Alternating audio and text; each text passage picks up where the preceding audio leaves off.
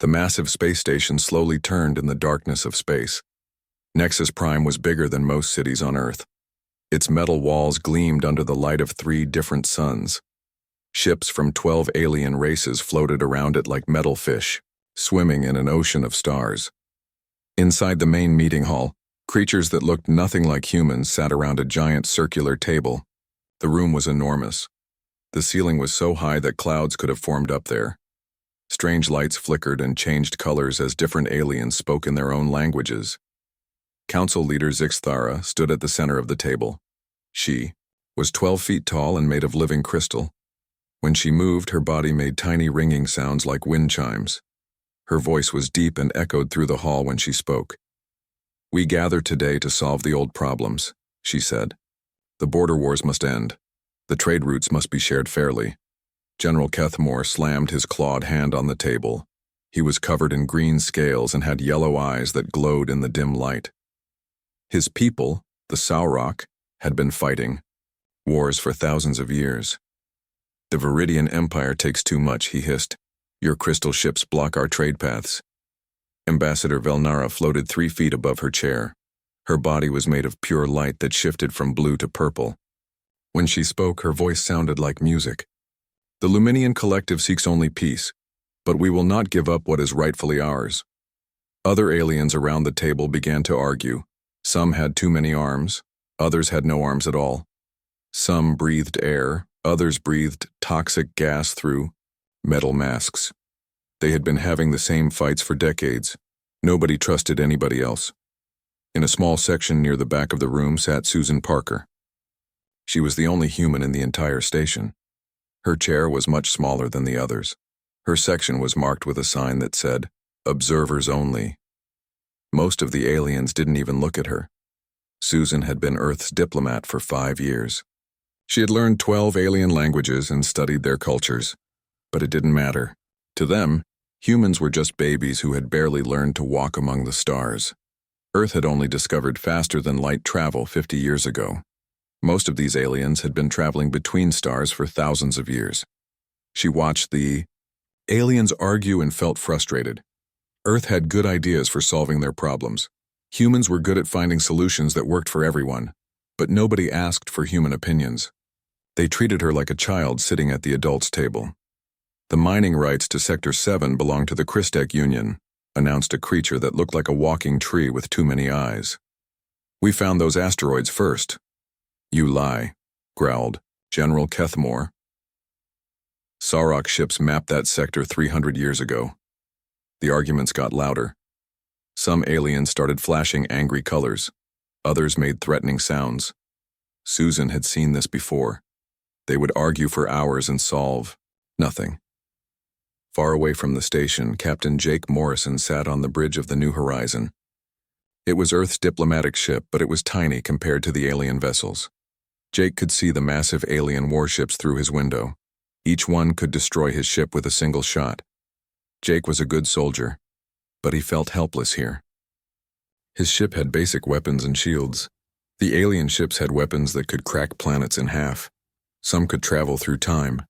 Others could make themselves invisible to all known sensors. His communication officer, a young woman named Lisa Shaw, turned to him with a worried look.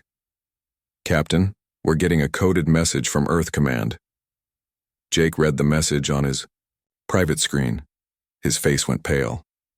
The message was short, but it made his hands shake. "Package incoming. ETA 12 hours. Prepare for diplomatic shift." He had hoped this day would never come. For 30 years, Earth had been hiding a secret from the galaxy. They had pretended to be weak and primitive while secretly developing technologies that no alien race could imagine. Now it was time to reveal the truth. "Lisa, send a message to Susan Parker on the station," Jake said quietly. "Tell her to be ready for big changes." Back in the meeting hall, the arguments continued. Council leader Zixthara tried to keep order, but it was impossible. The different races hated each other too much. They had been fighting the same battles for centuries. "The water worlds of the Kepler system must remain neutral," insisted a fish-like creature with silver scales. "Neutral worlds are for the weak," General Kethmore replied. "The strong take what they need." Susan Parker listened to all of this and shook her head. Humans had solved problems like this on Earth hundreds of years ago. They had learned to share resources and work together. But these aliens seemed stuck in the past. She received Jake's message on her wrist computer. Be ready for big changes. What did that mean? Susan felt a chill run down her spine. She had heard rumors that Earth was working on secret projects, but she didn't know any details. The meeting went on for 6 more hours. Nothing was solved. The aliens agreed to meet again the next day to continue arguing. Susan returned to her small quarters on the station, feeling tired and disappointed. She looked out her window at the stars and wondered if humans would ever be respected in this galaxy. Earth was just one small planet among billions. How could they ever matter to beings who controlled entire star systems? On sensors throughout the Nexus Prime station, technicians began to notice strange readings at the edge of the star system. The readings didn't match any known type of ship or natural phenomenon. But the sensor operators thought it was just equipment malfunction. They had no idea that humanity's greatest secret was about to be revealed. The next 12 hours would change everything in the galaxy forever. 12 hours later, every alarm on Nexus Prime began screaming at once. The massive space station shook like a leaf in a storm. Red warning lights flashed in every corridor. Alien crew members ran to their emergency stations. In the sensor control room, a bug-like alien with 6 arms was staring at his screens in complete shock. The readings made no sense. Space itself was being twisted and bent like soft clay. His instruments showed impossible numbers that shouldn't exist. Alert all ships, he clicked to his supervisor. Something is tearing a hole in reality. Outside the station, the assembled fleets of 12 alien races watched in horror as space began to ripple and wave. It looked like someone was dropping stones into a calm lake, but the lake was made of stars and darkness. General Kethmore stood on the bridge of his flagship, the Razor Wind. His yellow eyes grew wide as he watched space twist into impossible shapes. All ships, battle stations, he roared. Unknown enemy approaching, prepare to fire. The Sarok battle cruisers powered up their plasma cannons. These weapons could melt entire moons. Green energy crackled along their hulls as they prepared to fight.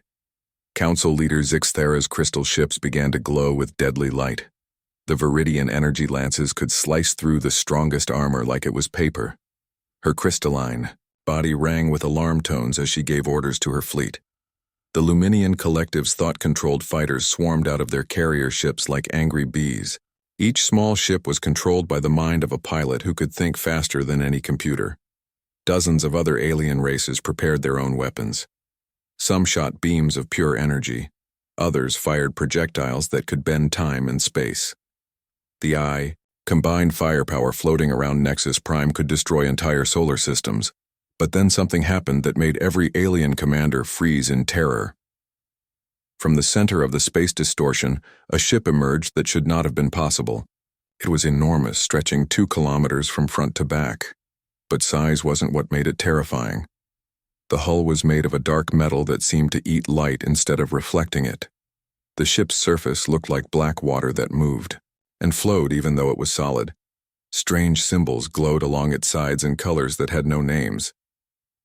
On the bridge of this impossible vessel, Admiral Lisa Carter stood calm and relaxed. She was a woman in her 50s with gray hair and steady blue eyes. She had been preparing for this moment for 20 years. Navigation, confirm our position, she said in a quiet voice. Position confirmed, Admiral, replied her navigation officer, a young man named Paul Martinez. We are exactly where we plan to be. Communications, open channels to all ships in the area, Admiral Carter ordered. Her communications officer, a woman named Rachel Stone, nodded. All channels open, Admiral. They can all hear us. The human ship called the USS Liberty floated in space like it owned the entire galaxy. It didn't move toward any of the alien fleets. It didn't point weapons at anyone. It just sat there, impossible and beautiful and terrifying. General Kethmore was the first to recover from his shock. His warrior instincts kicked in, even though every part of his brain was screaming that something was very wrong. Unknown vessel, he transmitted on all frequencies. You will identify yourself immediately. You are in neutral space without permission. Admiral. Carter smiled slightly. She had expected this reaction. This is Admiral Lisa Carter of the United Earth Defense Force. We are here by invitation of the Galactic Council as official observers. The alien commanders looked at each other in confusion. Earth Defense Force? The humans barely had any ships at all. Their largest vessel was a tiny diplomatic ship that couldn't fight a single alien fighter. But their instruments were telling them something different. Every sensor array in the combined fleets was trying to scan the human ship and failing completely. The readings kept changing every second. Sometimes the ship showed up as massive as a moon. Sometimes it didn't show up at all. Council Leader. Zixathera's crystal body flickered with confusion patterns. This cannot be the humans, she transmitted to her fleet commanders. Our intelligence reports show they have primitive technology. Admiral, said Paul Martinez from his station, the alien fleets are trying to target us, but their weapon systems can't get a lock. Admiral Carter nodded. This was exactly what Earth scientists had predicted. The alien races had grown used to fighting with energy weapons and conventional physics. They had never faced anything like human reality manipulation technology. The human ship seemed to exist in normal space and somewhere else at the same time. It was solid when it wanted to be solid and ghost-like when it needed to be ghost-like. The alien targeting computers couldn't understand what they were looking at. On Nexus Prime, Susan Parker watched through her window as the impossible ship floated in space. She felt her heart racing. So this was what Earth had been building in secret. This was why they had told her to be ready for big changes. Her wrist computer buzzed with a message from the ship. Susan, this is Admiral Carter. Are you ready to stop being ignored? Susan smiled for the first time in months. Yes, Admiral. I'm very ready. The alien fleet surrounded the human ship, but nobody dared to fire first. Their weapons were useless if they couldn't target their enemy. For the first time in their history, the great powers of the galaxy found themselves completely helpless. General Kethmore's claws dug into his command chair. What kind of technology is this? He growled to his science officer. I don't know, General, the frightened alien replied. It's like they're not entirely in our reality. Our physics say this should be impossible. Ambassador Velnara's light body flickered with fear colors. Her telepathic abilities, which could read the thoughts of most creatures, found nothing when she tried to scan the human ship. It was like trying to grab smoke with her hands. All across the assembled fleets, the same realization was dawning. The humans, who everyone thought were primitive and weak, had just appeared with technology that made the entire galaxy's military might look like Stone Age tools. Admiral Carter watched the alien ships on her screens and felt a mix of satisfaction and sadness. Earth had been forced to reveal their secret earlier than planned, but it was time. The galaxy was about to learn that they had seriously underestimated humanity. Admiral, said Rachel Stone, we're receiving hundreds of communication requests. From the alien fleets, they all want to know what we are and how this is possible. Admiral Carter straightened her uniform. Tell them we'll explain everything. But first we need to have a demonstration. It's time to show them exactly what humanity has learned to do. The real shock was just beginning. The USS Liberty floated silently in space, surrounded by hundreds of alien warships. None of them dared to move closer. Their weapons were ready, but their targeting systems still couldn't lock onto the strange human vessel. Admiral Lisa Carter stood on her bridge, looking at the screens that showed all the alien fleets. She knew this moment would change everything in the galaxy. For 30 years, Earth had hidden their real abilities. Now it was time to show the universe what humans could really do. Open a channel to all ships, she told her communications officer. Rachel Stone pressed several buttons on her control panel. All frequencies open, Admiral. Every ship in the area can hear you. Admiral Carter's voice carried clearly across space to every alien vessel. This is Admiral Lisa Carter of the United Earth Defense Force. We come in peace, but we are prepared for any situation. General Kethmore's reptilian face twisted with anger. His pride had been hurt by the appearance of this impossible ship. Unknown human vessel, he snarled into his communicator. You will submit to inspection immediately.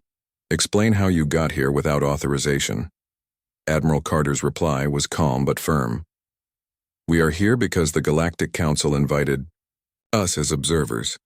Our papers were filed through the proper channels. She paused for a moment, then added with a slight edge to her voice. However, we have grown tired of being treated like children. The alien commanders looked at each other with confusion. The humans had always been quiet and polite. They never complained when they were ignored or insulted. What had changed? "Admiral," said Paul Martinez from his science station, "all systems are ready for the demonstration." Admiral Carter nodded. "Begin the reality field test." Without any warning or countdown, something impossible happened. Space around the USS Liberty began to bend and twist in ways that hurt to look at. The laws of physics, which had worked the same way for billions of years, suddenly started following different rules. A bubble of altered reality formed around the human ship. Inside this bubble, the impossible became normal. Energy could become solid matter just by thinking about it. Time could speed up or slow down. The basic rules that controlled the universe could be changed, like adjusting the settings on a machine. Dr. Paul Martinez monitored his instruments with excitement. "Reality field is stable, Admiral. We have complete control over local space-time." To prove their point, the humans picked 3 old asteroids that were floating near the space station. These chunks of rock had been drifting in space for millions of years. Nobody paid attention to them. Suddenly, the asteroids began to change. They twisted and reshaped themselves into perfect geometric forms. Cubes, spheres, and pyramids appeared where rough rocks had been before. Then the rocks dissolved completely, becoming pure energy that glowed like tiny suns. The energy reformed itself into new shapes. Complex crystal structures appeared that spelled out mathematical equations in the common galactic language. The message was clear and terrifying. Humans could control reality itself. On every alien ship, science officers stared at their instruments in disbelief. Their readings showed that the asteroids had been changed at the atomic level. The humans had taken ordinary rock and turned it into something completely different, then changed it again, all without using any recognizable technology. Council. Leader Zixthara's crystal body flickered with patterns of fear and confusion. "This is impossible," she whispered to her science advisor. "Matter cannot be changed so easily. It would require more energy than our largest power plants can produce." "The humans are not using energy as we understand it," her advisor replied, his voice shaking. "They appear to be rewriting the fundamental laws of physics." Ambassador Velnara tried to use her telepathic abilities to understand what was happening. But when she reached out with her mind toward the human ship, she found something that made her light body dim with terror. The space around the vessel didn't just look different. It actually was different. The humans had created a pocket of reality where their thoughts could change the physical world. General Kethmore watched the demonstration with growing fury. His people had conquered dozens of worlds with their superior weapons and tactics. But weapons meant nothing if the enemy could simply change the rules of reality. "This is some kind of trick," he growled to his officers. "Humans are primitive. They discovered space travel only 50 years ago." His science officer, a nervous creature with 4 eyes, shook his head. "General, our sensors confirm everything we are seeing. The humans have somehow learned to manipulate space-time itself." The demonstration continued. The USS Liberty created a small sun out of empty space, then made it disappear. They took pieces of metal from destroyed ships floating nearby and turned them into living plants that grew and bloomed in the vacuum of space. But the real shock came when General Kethmore's pride finally overcame his fear. "I will not be intimidated by human tricks," he snarled. "Fire 1 torpedo at their ship. Let's see how real their power is." His weapons officer hesitated. "General, perhaps we should wait for orders from the Council." "I gave you an order," Kethmore roared. "Fire now." The plasma torpedo launched from the Sorok flagship. It was a weapon designed to destroy cities. The green ball of superheated energy raced toward the USS Liberty at incredible speed. Every alien commander watched their screens, waiting to see what would happen when unstoppable force met immovable object. The torpedo reached the edge of the human reality field and simply stopped. Existing, it didn't explode. It didn't bounce off shields. It didn't get absorbed by energy barriers. One moment it was there. The next moment, it had never existed at all. The silence that followed was complete. Hundreds of alien ships floated in space, their crews staring at empty screens where the torpedo should have been. "Did you see that?" whispered a pilot on one of the Luminian fighter craft. "The weapon just disappeared. Not destroyed, not deflected. It's like it was never fired." Dr. Paul Martinez looked up from his instruments with satisfaction. "The reality field absorbed the torpedo and erased it from local spacetime, Admiral. As far as physics is concerned in our area, that weapon was never created." Admiral Carter nodded. The demonstration was working perfectly. "Now they understand," she said quietly. "We're not just using better weapons or stronger shields. We're playing by completely different rules." Throughout the alien fleets, the same realization was spreading like wildfire. The humans hadn't just built a more advanced ship. They had somehow learned to control the basic forces that made the universe work. For thousands of years, every species in the galaxy had followed the same physical laws. Energy and matter behaved in predictable ways. Space and time were constants that couldn't be changed. The humans had thrown all of that out the window. They had somehow learned to treat reality like clay that could be molded into any shape they wanted. The age of human weakness was over. The galaxy would never be the same. The emergency meeting on Nexus Prime started 3 hours after the torpedo disappeared. In the main council chamber, alien leaders sat in stunned silence. Many of them had not spoken since watching the human demonstration. Their minds were still trying to process what they had seen. Council leader Zixathera's crystal body flickered with dim, confused patterns. She had ruled the Viridian Empire for 200 years. She had seen wars that destroyed entire star systems.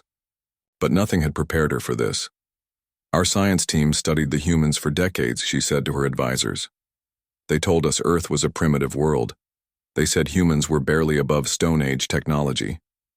How could we be so wrong?" Her chief scientist, a tall crystal being named Veltok, made nervous ringing sounds. "Council leader, our information was accurate when we gathered it. 50 years ago, humans were indeed primitive. They had just discovered faster-than-light travel. Their weapons were simple.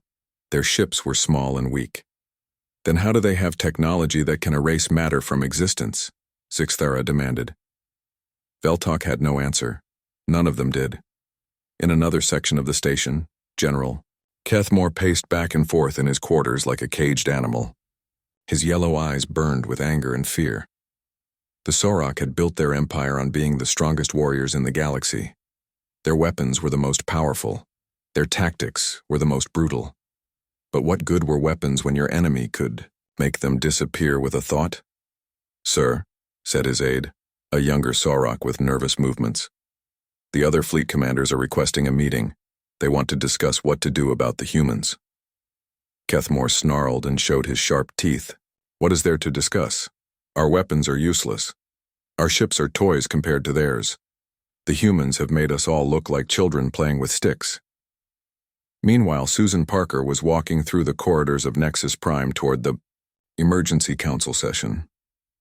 For the first time in her 5 years as Earth's diplomat, aliens were stepping out of her way. Some of them actually bowed their heads when she passed. She entered the council chamber and saw something she had never seen before. Every alien leader was looking at her with respect and fear. The small observer section where she usually sat had been removed. Instead, a full council seat waited for her at the main table. "Ambassador Parker," Council Leader Zixathera said formally, "please take your seat. We have many questions." Susan sat down at the table as an equal for the first time. She looked around at the faces of beings who had ignored her for years. Now they hung on her every word. "The first question is simple," said General Kethmore, trying to keep his voice steady. "How did your people develop such technology so quickly?" Susan had been preparing for this moment for months. Earth's leaders had given her permission to reveal the truth, but only if humanity's secret was discovered. "The truth is," she began, We didn't develop it quickly. We've been working on reality manipulation for 30 years.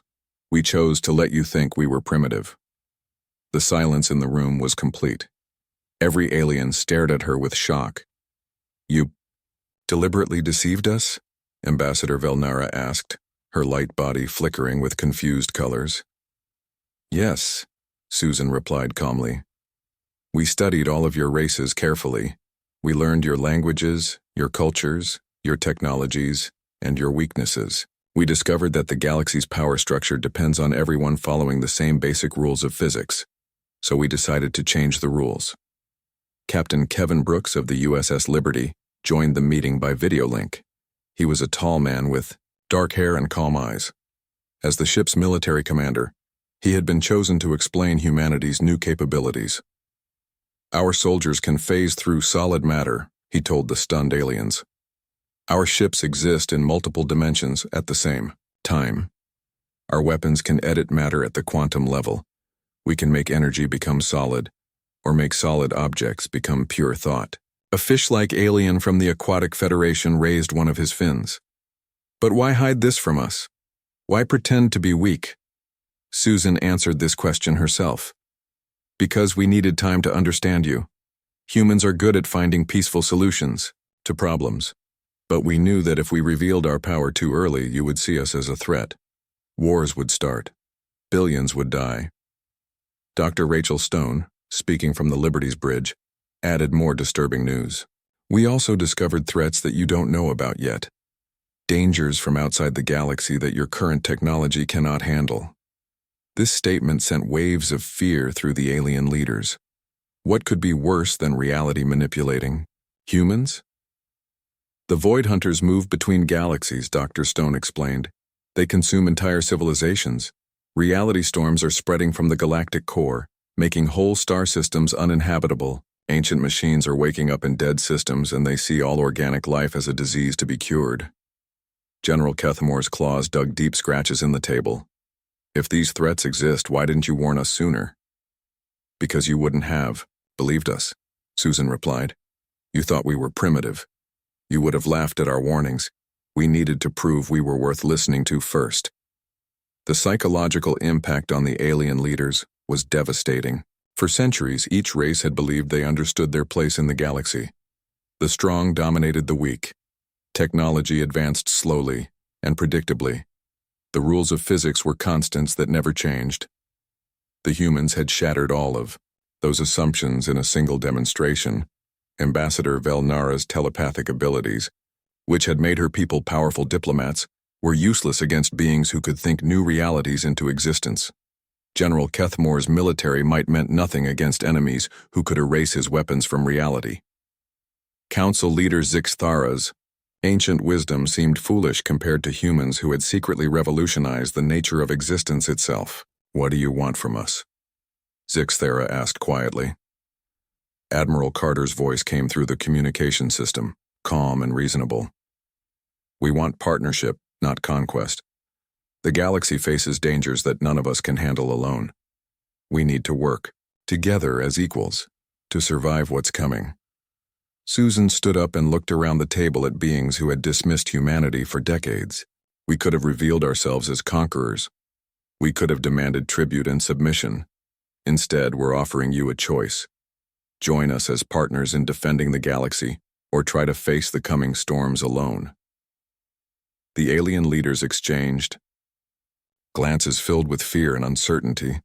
The humans had proven they could destroy any of them without effort. But they were offering cooperation instead of domination. For the first time in galactic history, the great powers found themselves completely dependent on the mercy of a species they had considered insignificant. The age of human isolation was ending, but what would replace it remained to be seen. 3 days after the USS Liberty appeared at Nexus Prime, the galaxy was completely different. Emergency votes were held on every homeworld. Old treaties were torn up. New agreements were written in hours instead of years. The Sauroch Confederation, which had spent centuries taking territory by force, suddenly offered to give back 3 star systems to smaller species. General Kethmore's War Council voted to cut their military budget in half and spend the money on science research instead. The Viridian Empire opened their closely guarded crystal technology to other races for the first time in 1,000 years. Council leader Zixathera announced that her people would share their energy weapons with anyone who promised to help defend the galaxy. Trade routes that had been fought over for decades were suddenly redistributed. Species that had been enemies for generations signed peace treaties overnight. Everyone was desperate to avoid making the humans angry, but Admiral Lisa Carter was not interested in ruling the galaxy through fear. In a private meeting with the council leaders, she revealed humanity's real plan. The meeting took place in a secure room on Nexus Prime. Only the most important aliens were invited. "We don't want to be your masters," Admiral Carter told them. "We want to be your partners. The galaxy faces threats that none of us can handle alone." She activated a holographic display that showed the entire galaxy. Red markers appeared in several locations, indicating danger zones that the aliens had never noticed. "The Void Hunters are moving through empty space between galaxies," she explained. "They consume entire civilizations and leave nothing behind. Our long-range sensors detected them 5 years ago. They will reach the outer rim of our galaxy in 20 years. The alien leaders stared at the display with growing horror. The Void Hunters were shown as massive black shapes that moved like living shadows. Where they passed, star systems simply disappeared. "Here," Admiral Carter pointed to another area. "Reality storms are spreading from the galactic core. They make space itself unstable. Physics stops working normally. Any ships caught in these storms are torn apart at the atomic level." A purple marker appeared near the edge of known space. "Ancient machines are waking up in dead systems. Our scouts have found evidence of technology that's millions of years old. These machines see all organic life as a disease that needs to be eliminated." Dr. Rachel Stone joined the meeting by video link from the USS Liberty. "Our analysis shows that current galactic military technology is not enough to fight any of these threats. The Void Hunters consume energy weapons. The reality storms make normal ships impossible to control. The ancient machines have defenses. We don't fully understand." Council leader Zixthera's crystal body flickered with worry patterns. "How do you know about these dangers when our own scientists detected nothing?"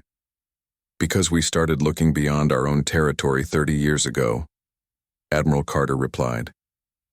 "While you were all fighting each other over mining rights and trade routes, we were scanning deep space for threats to all organic life." Susan Parker, now sitting as an equal member of the council, added her own perspective. "Humans are good at seeing the big picture. We learned early in our history that survival requires cooperation. We studied your conflicts and realized you were too busy fighting each other to notice external dangers." General Kethmore's warrior instincts were still strong, but he was beginning to understand. "You're saying we need to work together, or we all die?"